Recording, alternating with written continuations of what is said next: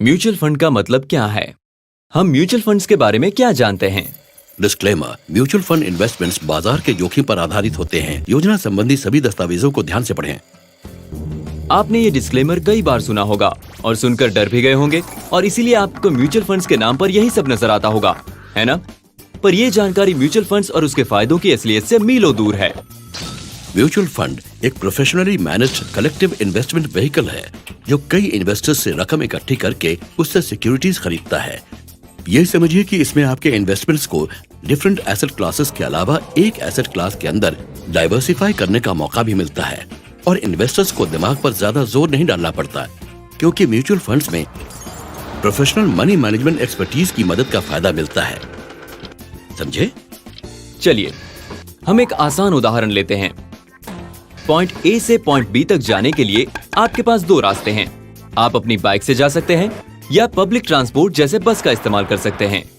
अगर आप पहला तरीका चुनते हैं तो सब कुछ आपके नियंत्रण में होगा, जैसे सफर का समय, कहां से कहां तक जाना है, रास्ता, रफ्तार वगैरह वगैरह। लेकिन ये सारी फ्लेक्सिबिलिटी आपको मिलती है दो शर्तों पर।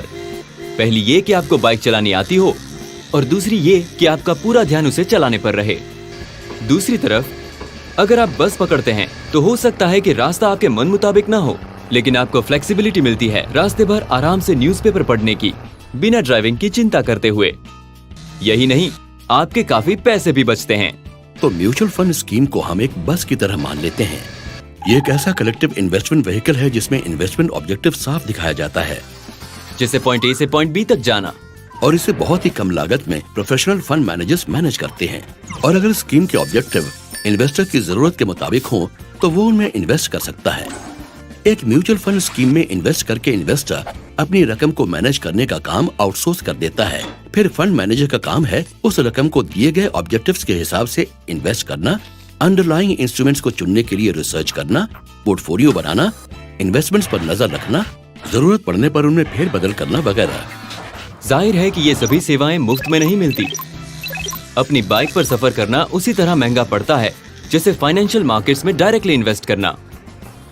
पर म्यूचुअल फंड में इन्वेस्ट करना एक बस पकड़ने जैसा है, जहां सफर का खर्च कई हिस्सों में बंट जाता है। म्यूचुअल फंड स्कीम में सारा खर्चा इन्वेस्टर्स में उनकी इन्वेस्ट की हुई रकम के हिसाब से बांट दिया जाता है।